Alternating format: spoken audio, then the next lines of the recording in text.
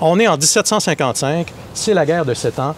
La Nouvelle-France occupe un territoire immense. Hein. Ça va des Rocheuses, toute la vallée du Saint-Laurent, ça descend tout le long du Mississippi jusqu'au golfe du Mexique. C'est un territoire immense. Et les colonies britanniques sont un peu à l'étroit, donc il y a un conflit qui éclate en Amérique entre les Anglais et les Français. Et ça a donné lieu à cette guerre-là, la guerre de 7 ans, qui est la guerre de la conquête. Mais en 1759, ça change. Les Anglais changent de stratégie et réussissent à assiéger Québec. Ils arrivent ici en 1759 devant Québec et ils bombardent la ville tout l'été. Montcalm, qui est là et qui dirige les troupes françaises, commence à penser à un plan B. Il se dit, il faut penser à quelque chose. Si jamais Québec tombe, il faut être capable de se replier à quelque part. Et il consulte ses officiers et rapidement émerge Jacques Cartier. Je suis avec Michel Bertrand, qui est de la Société d'histoire de Cap-Santé. Michel, qu'est-ce qui se passe ici, là, ce matin? Bon, alors, ce matin, c'est la deuxième activité de la Société d'histoire du Cap-Santé. On a fait notre AGA au mois de juin. On vient de naître, en fin de compte. On est un jeune bébé qui commence à marcher. On marche, c'est le fun, on marche dans un endroit extrêmement important. Notre première marche était dans le vieux chemin, c'était proche. Puis là, on marche dans un terrain plus accidenté, qui est la forteresse, le fort Jean-Cartier. Donc, qui est une force militaire importante là, dans l'histoire. 1759-60, la guerre des Plaines, la fameuse guerre des Plaines, l'après. On s'est replié ici. Dave est en train de tout expliquer ça. On va avoir 6 sites d'arrêt d'interprétation. On vient d'en faire un. On va aller au deuxième. Donc, ça s'inscrit dans notre activité automnale. Et c'est le fun parce que là, on fait cet épisode-là avec le lancement d'un livre de Mme Christine Genet. Donc, son livre, c'est un livre jeunesse qui fait parler Mme Laroche parce qu'il y a une roche importante ici à la sortie de la rivière Jean-Cartier, dans le fleuve, qui est énorme, qui est impressionnante, que tout le monde, il y a une espèce de légende autour de la roche qui, bon, on l'appelle la roche de Jean-Cartier, mais c'est un peu légendaire. Puis, il y a un anneau de fer après ça. Il y a beaucoup de mystères. Et là, c'est très intéressant. Mme Genet se sert de la roche pour elle qui a été témoin de tout ce qui s'est passé depuis dont la guerre, donc fait parler la roche. Donc, c'est extrêmement intéressant. Je vous invite à acheter c'est son deuxième livre, justement, sur le fort Jean-Cartier. Puis, par la bouche de Mme Laroche, c'est très intéressant. Puis nous, bien, ça nous donne une occasion extraordinaire en même temps qu'elle, de parler du site, mais dans plus le volet historique. Ça a servi à quoi la forteresse? Comment ça s'est fait? Puis pourquoi? Puis dans quel contexte? Donc, c'est ça qu'on fait comme activité.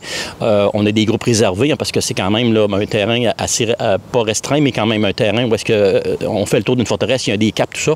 Et si c'était ouvert, on aurait peut-être 1000 personnes, mais là, on fait des tours réservés toute la journée, 5 tours, 2 de réservés aux membres, c'est avant-midi, après-midi, c'est le grand public. Nos tours sont malheureusement complets. En tout cas, si les gens y ont un intérêt, on pourra toujours le refaire.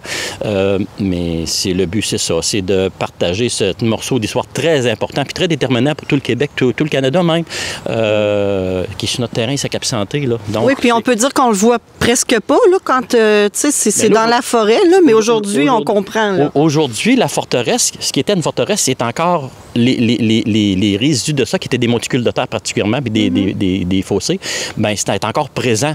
Mais la forêt naturelle a repris ses droits, parce qu'avant, c'était des champs, avant, c'était cultivé. C'est un cultivateur ici, Adrien Piché, avant la guerre, tout ça. Là. Donc, c'était les premiers Français colons qui étaient établis ici, à M. Adrien Piché.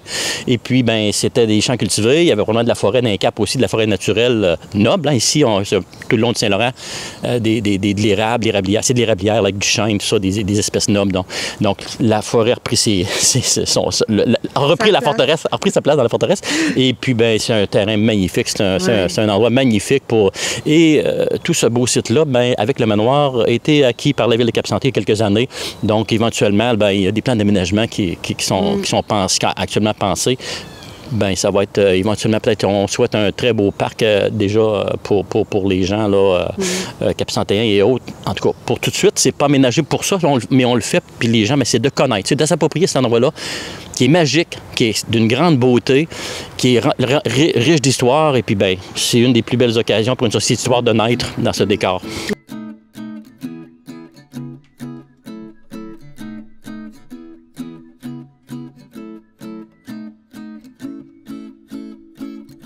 Bonjour, je suis avec le maire, M. Michel Blackburn. On est aux Journées de la culture sur le fort Jacques-Cartier. Bonjour, Michel. Bonjour, enchanté. Michel, tu es avec nous ce matin pour la visite. Qu'est-ce que ça représente pour toi, le fort? Bien, c'est une partie tellement importante de l'histoire de la ville de Cap-Santé. C'est autour de cet héritage-là, de cette richesse-là qu'on peut bâtir une belle identité cap-santéenne. Donc, aujourd'hui, de faire ça, c'est de donner la chance aux citoyens, citoyennes de s'approprier le site puis de le faire leur à eux. Parce que dans la ville, quand on a décidé d'en faire l'acquisition, c'était dans le but de le redonner le site aux citoyens. Donc aujourd'hui, c'est un premier pas, grâce à la collaboration de la Société d'histoire et de Christine. Donc c'est une occasion extraordinaire pour nous. J'adore ça, ce concept-là de se rallier à l'histoire. C'est nos petites plaines d'Abraham ici, c'est notre phare à nous. Donc, je pense qu'on a tout intérêt à le rendre public le plus rapidement possible par le biais d'activités comme celle-là. Est-ce que tu penses que ça va être à reproduire l'été prochain? Bien, moi, je pense qu'on a les premiers pas de quelque chose qui pourra se répéter dans l'avenir. Oui, absolument. Oui. Absolument, je vois pas. Puis, et d'autres choses, sans doute, parce que tout le monde aime se faire raconter des histoires, alors encore plus la leur. Oui, surtout quand c'est proche de chez nous. Ben oui, c'est chez nous. Un privilège unique qu'on a d'avoir ça chez nous. C'est des moments importants de l'histoire du Québec aussi, de la petite histoire. Dave en a pas parlé tout à l'heure, mais il en demeure pas moins que pendant tout l'hiver 1759, la frontière de l'Empire britannique était chez nous. C'est quelque chose. Là. Oui, tout à fait. Ben, merci beaucoup, Michel. On continue notre visite. Oui, absolument.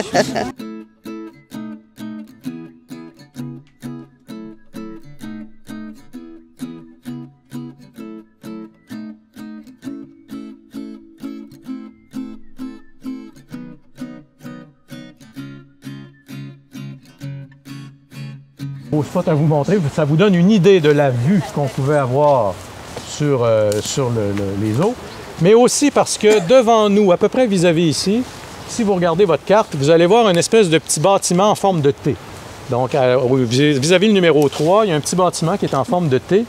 Et ça, c'est un bâtiment dont on ne sait pas trop exactement la fonction. Les fouilles archéologiques des années 60, 70 et 80, en tout cas dans ces années-là, ont suggéré que c'était la poudrière. Bonjour, votre nom en premier? Lise No. Denis Papillon. Bonjour à vous. Alors, votre visite à date, ça fonctionne comment? Vous aimez ça? Bien, j'adore parce que j'apprends beaucoup de choses sur le phare. J'ai entendu parler beaucoup du phare. Je suis résidente de Cap-Santé, mais j'en apprends énormément ce matin. Oui? Oui. Vous aussi? Ah, bien, c'est extraordinaire. Moi, j'apprends des choses. Je savais pas que le phare avait été construit après les événements, en fait. Alors, oui, la visite est très intéressante. Bon. Si ça se reproduit l'été prochain, est-ce que vous pensez que vous allez revenir? Probablement. Oui, on est de Cap-Santé et c'est un joyau, ça. On a ça chez nous, dans notre cour. Oui, hein? On sera là. Parfait. Merci beaucoup. C'est très important à conserver. Ben, merci beaucoup. Merci.